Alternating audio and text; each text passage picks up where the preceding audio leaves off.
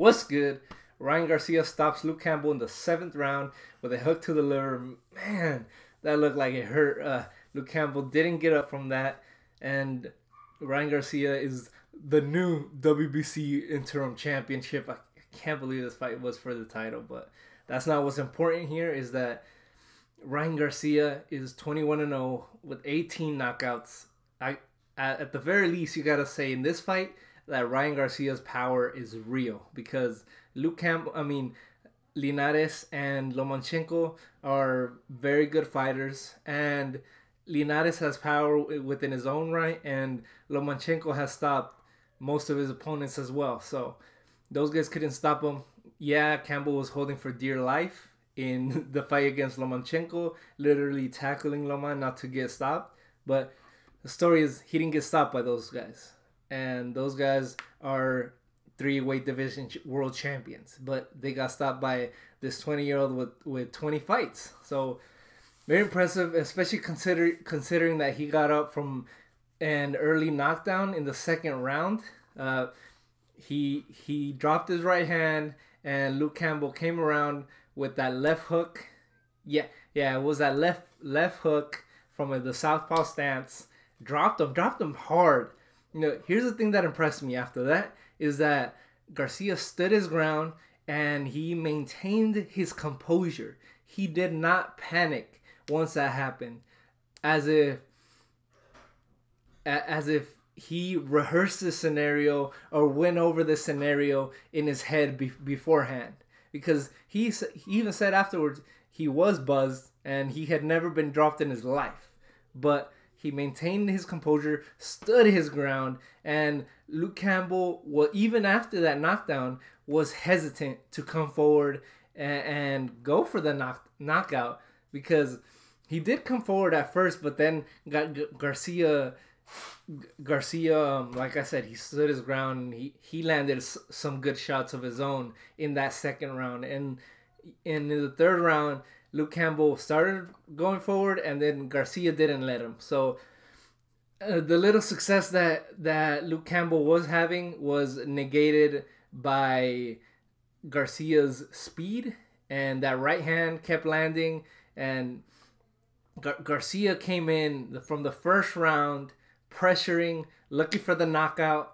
And the way I thought this would go, I didn't make a prediction video, but I thought that Luke Campbell would weather an early storm and then tire out Garcia and possibly stop him late or win a decision and maybe get robbed in a 12-round fight. But Garcia stood his ground, and I keep saying that, but I'm just so impressed. I'm so impressed by that. And Eddie Reynoso, after the corner, he's like, nothing happened. No pasa nada, he said. This isn't a problem. And Garcia is like, yeah, nothing happened. So he got a good corner. He's got a lot of confidence. His power is for real at the very least. His confidence is for real. He does have defensive flaws. He did drop his right hand, but after that, Luke Campbell really didn't land that punch after that. So he learned from that. But he stands straight up. He has 0 head movement. I haven't seen him go to the body a lot, and I haven't seen him fight on the inside. So if you could get a fighter that could fight on the inside, it might really trouble Garcia going forward. But Luke Campbell was a very worthy opponent. Some of us thought that he would win this fight. We were in the large minority of things. I saw in the ring it was 13 pundits and only one guy had Luke Campbell winning, and I thought that was a bit disrespectful to Luke Campbell, because those picking Garcia to win were only picking him to win off potential. And that's okay, you could do that, but it's not off in anything that he has showed us beforehand. Luke Campbell, we have seen him perform in the world class level, and yeah, he fell short, but he gave good fights to really good opponents. So it'd be interesting to see how Eddie Reynoso approaches training camps with Garcia, and how he slowly develops him into a complete fighter. He has the raw talent. We all know he has the speed and the power. So I'd like to see how he develops his head movement, how he develops his combination punching a little more. He punches so fast, but he only punches one or two at a time. So let's get the combinations going. You're gonna pressure this guy. Throw to the body, throw to the head. Throw a lot more punches. You're fast. You're fast. You can get away with that. Tuck your chin in. Stuff like that. So it'll be interesting how Eddie Reynoso, who's slowly becoming the best trainer in boxing. I do want to see how Andy Ruiz is improving under him. But yeah, Ryan Garcia, after that, he called out Devin Haney. He called out Davis. But since they're both in the zone and we know the other side of the street junk, maybe he won't fight Tank.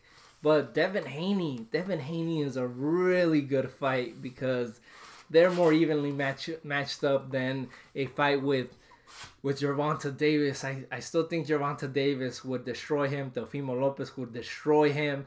And I can't believe WBC has 3 champions at lightweight.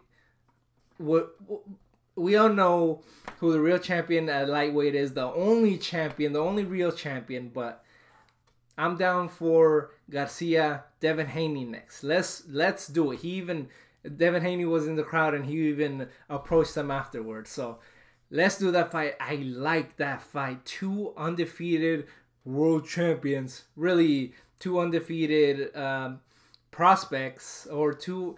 Because after this win, I don't see Garcia as a prospect still. He might be a contender. 2 undefeated contenders.